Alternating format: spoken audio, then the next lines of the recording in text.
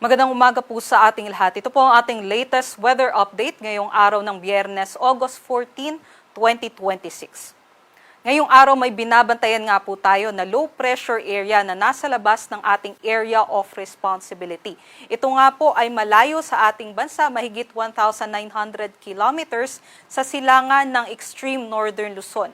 Sa ngayon may katamtaman po ito na tsansa na maging bagyo within the next 24 hours. Ngunit ang ating projection po dito sa LPA na ito ay generally kikilos po ito papalayo ng ating bansa, pasilangan at hindi naman po makakaapekto sa ating panahon. Ngunit patuloy pa rin po yung ating mga pag-ulan dulot nitong habagat, especially po dito sa may Luzon and sa western section ng Visayas. So expect po natin, tuloy-tuloy pa rin po yung ating mga makulimlim na panahon and pinakamalalakas po yung ating mga pag-ulan sa Zambales and Bataan. Kaya't meron po tayong nakataas ngayon na heavy rainfall warning, kung saan po ang Zambales at Bataan ay nasa orange heavy rainfall warning. Meanwhile, ito naman pong Tarlac, Pampanga, Bulacan, Metro Manila, Cavite, Batangas, Rizal, and some parts of Quezon ay nasa yellow heavy rainfall warning po ngayong 5 to 8 a.m. So ito pong mga nasa lugar na ito, sa kasalukuyan ay nakakaranas po ng mga malalakas sa mga pag-ulan. So doble ingat po sa ating mga kababayan dahil posible nga po yung mga flash floods and landslides. Para naman po sa mga pagtaya ng ating panahon, tuloy-tuloy pa rin nga po yung mga panakanakang pag-ulan dito sa Zambales and Bataan. And sinamahan po ito ng mga pabugso-bugsong hangin sa buong Luzon, maging sa western section ng Visayas, dulot pa rin po ng habagat.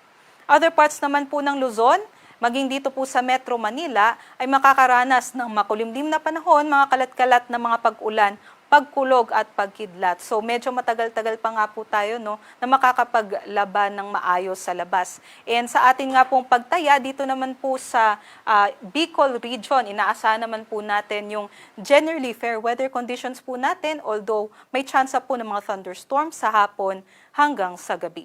Ito po yung ating mga agwat ng temperatura. Sa Metro Manila, 25 to 29 at pinakamataas naman po yung ating maximum temperature sa Tuguegarao hanggang 34 degrees Celsius. Meanwhile, sa Legazpi hanggang 33 degrees Celsius.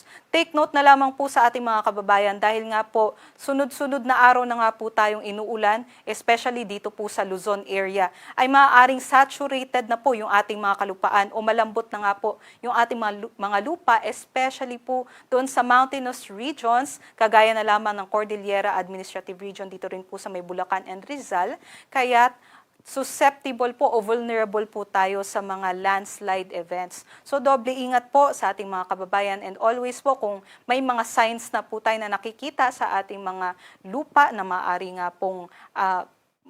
nga po yung tsansa ng mga landslides ay mag-communicate na po tayo sa ating local government units para po sa agarang evacuation.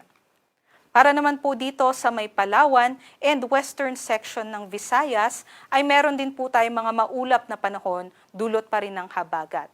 Ngunit sa malaking bahagi naman po ng Visayas and Mindanao, maaaring tirik po yung ating haring araw, especially pagsapit po ng tanghali hanggang hapon. Dahil nga po, dito po sa area na ito ay mahina po o hindi po sila apektado ng habagat. So, pagdala po tayo ng mga tubig at panangga po sa matinding sikat ng araw ngayong araw at always po stay hydrated po tayo.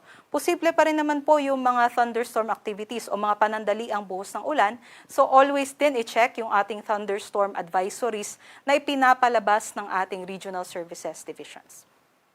Ito naman po yung ating mga agwat ng temperatura kung saan naglalaro po yung ating maximum temperature between 32 to 34 degrees Celsius. Pinakamatataas yung ating maximum temperature sa Zamboanga, Tacloban, and sa may Cagayan de Oro. So doble ingat po sa mga banta ng heat stroke and heat stress. Para naman po sa kalagayan ng ating karagatan, wala naman po tayong nakataas na gale warning. Although nasa katamtaman hanggang maalon ang ating seaboards sa northern and western seaboards ng Luzon. So, doble ingat pa rin po sa mga maliliit na sasakyang pandagat.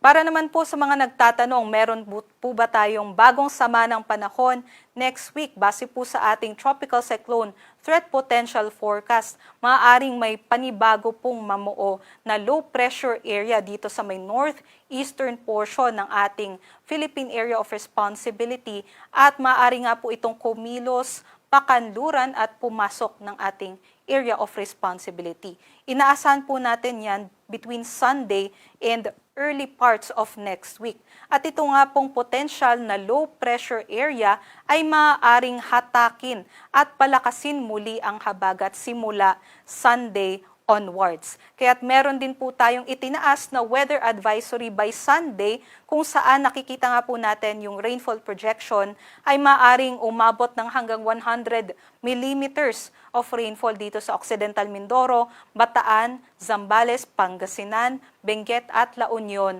by Sunday. So ito nga pong mga lugar na ito na nasa yellow ay potential nga po magkaroon ng mga localized floodings and landslides dulot nga po ng tuloy-tuloy na pag-ulan nitong habagat. So doble ingat po at makipag-coordinate po tayo sa ating LGUs and also huwag kalimutan na always i-check ang ating mga latest weather updates sa Pag-asa dahil posible nga pong magbago pa ang magiging scenario dun po sa nabanggit ko na potential na low pressure area next week.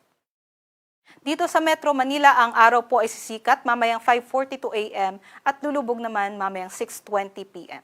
Para sa mga karagdagang impormasyon, bisitahin po ang ating social media accounts sa X, Facebook at sa YouTube. At para sa mas detalyadong impormasyon, bisitahin naman po ang ating website pagasa.usd.gov.ph at panahon.gov.ph. Muli ito po si Lian Loreto. Magandang umaga at doble ingat po sa ating mga kababayan.